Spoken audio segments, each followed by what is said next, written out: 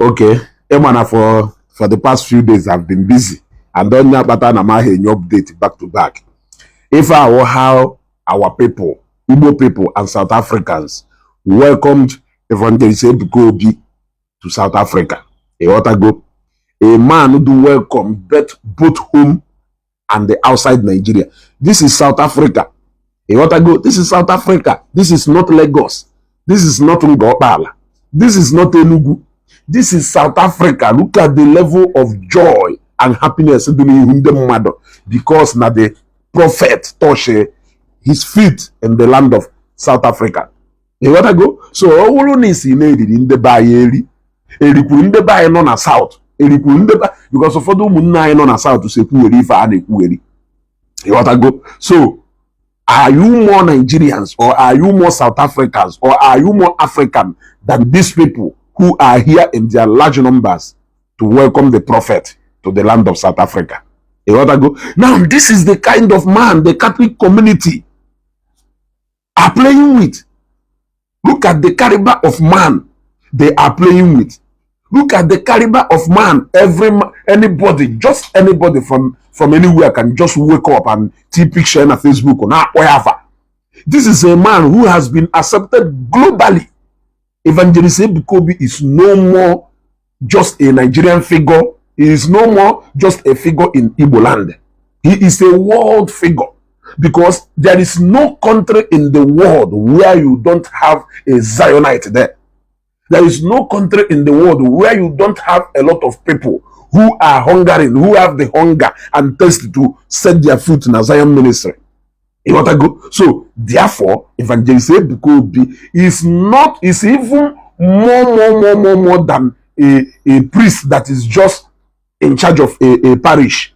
Yes, a priest that is in charge of just one parish in Arondi Zog or one parish in Unewu. Yes, if not because of the hierarchy and in a church, that I refer to our bishops as our Lord Bishop, and as far as I do concern, they are the head of the church. I can because there is nothing you can do about it. And sadly, you won't even see bishops openly engaging in this kind of banters on Facebook. But then father, ya mapota from Ebono. Ebuka Obi, this a miracle, that. Look at a man. Look at the way Osuwedo accepted in South Africa. Even those people, South Africans who are working in the airport, they were all jubilating at the sight of Evangelist Ebuka Obi. Or we won't go and work Igbo no here. Evangelist Ebuka Obi have to go to local league. If on a with Champions League, you want to go. If on a with Champions League, or we don't know kita na football na Nigeria, or has he about local league? You want to go. If on a with international league. E can no lebe no le team to Zion this. Lidanunni. Irichanni. Iwe no ipota. Apulu na ekwu okwu soro ha na ekwu. Okwefuru ya.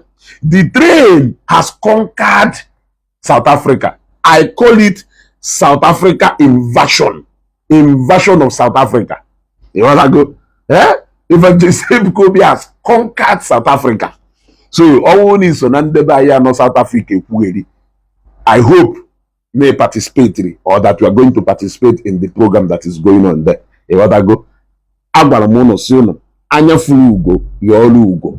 Na ada fugo kwada. Uga brodum no na afu kwada. So enwere ugo no na the land of South Africa. You wanna go? So yolu uga because you don't know when next uga nwere ike ifeta na South Africa again. When they say go be a carry go ida agbachoki. You wanna go? Onye do globally accepted. On a monopota na local media gas on na drag na agbala ego Facebook. He is not only globally accepted, he has empowered a lot of youth, especially those who know on social media. Yes, especially those who know on social media. He has empowered you people. He has put food at the table of so many of you. Critical thinkers. All those guys, we know. If you don't put the picture of, that is why, even when they are talking about something different, they will put the picture of Evangelist Ebuka Obi. whether no evangelist anything to do with Evangelist Ebuka Obi, but they will put the picture of Evangelist Ebuka Obi because we draw traffic to that particular post to Hamel. So we know. And the Evangelist Ebuka Obi on Gwande, Zion Prayer Movement and all those pages. Leave them. Let them feel free to take whatever they want to take. Now that page. It is also a form of publicity. In case if you don't know, most of you so we spread the message Evangelist Ebuka Obi in America, even more than the ministry did itself. You don't know. Before.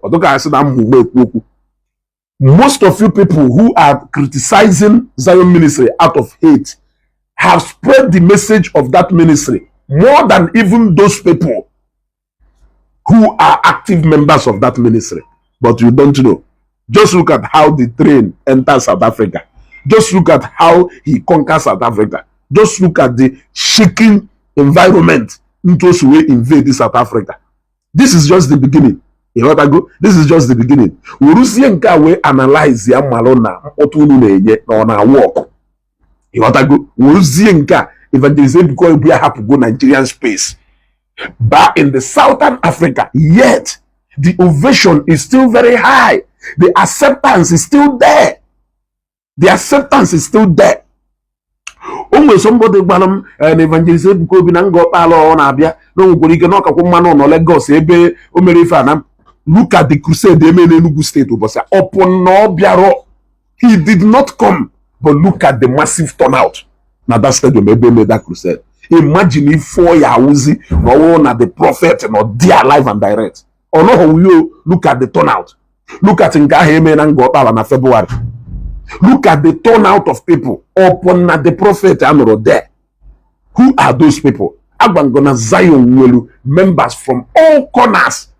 I told you that they have more members participating online than even those numbers in our ministry here in Lagos.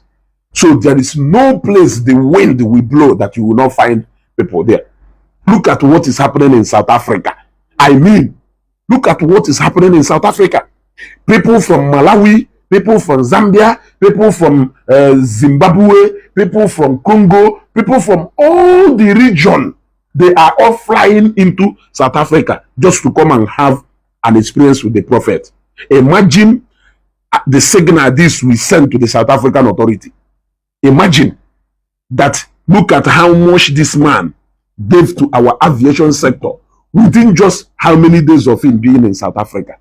It will send a signal. And that is the signal that Nigerian government is receiving here na airport.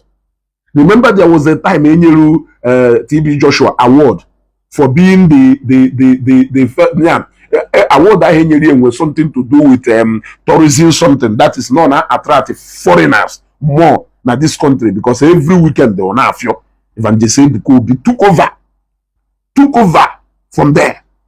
Every day plane another obodo, passengers are made to international flight because of one man. Yet you are still asking yourself, what is the economic value of what they are doing? Why can't they build factories rather than churches? If God has decided to use Nigeria, to use the presence of God in Nigeria as another tourism, another area which our government is income na tourism. Yes, call it miracle tourism. People coming here to talk for the sake of getting their salvation. Yes, do something. Somebody I care perfect in that thing. What I go? Somebody may do something. Somebody I care perfect in that thing, and that is why when Nigerian pastors go to India, they go to America, they go to UK, they are more celebrated than even they are more celebrated by even the citizens there than in the bar, there. Just look at the red carpet reception they gave to Kumuyi the other day in India. Just look at Kumuyi Kogono being welcomed personally by Donald Trump to come and partake in his inauguration ceremony. That is to show you that in Nigeria, now church with the tourism in Nigeria, we will explore it. Yes, we will explore it. Okari hetua. Manunu ye mecha what if I unu ya emecha ghọta ife a na-ekwu unu ya emecha ghọta ife a na-ekwu emechisia churches dị na Nigeria, more people will go into poverty than you are seeing now. More people will lose their jobs than you are seeing today. Okay, I just wanted to announce to you how the ego landed in South Africa, how the ego was accepted in South Africa. You got to go if I would remain a gajisini, you got to go jisini ka ndị nọ na America ma ndị Americans na onwe ha ma ndị South America etu ọkwa ka ha esi wee nụ maka Evangelist Ebuka Obi, the ground that do set before land ya na jisiri ike ife m bịara ebe a ka ngwa unu mewe na ike agwụ n'ụlọ ife unu na-eme na-aga nsị unu na-akụ na-aga ịghọtago. Mathias mee crusade n'Enugu afọ mmadụ ebe a Mathias mee crusade n'Enugu afọ mmadụ ebe a Evangelist Ebuka Obi fly ya into Nsukka conquer everywhere. That is to show you na mmadụ na ibe ya na nwere onye ka ibe mana unu filuo na meseji ahụ unu na-epreach na ọ na-aga menu a little test unu wee mara chetakwo eme crusade n'Enugu Ebuka Obi abịaghị ebe a mana the whole stadium the filled to its capacity. ịghọtago so ka a na-aga na-enye nu mkpọtụ o mekwide ka anyị na-aga n'ubi ka ọ ka na-aka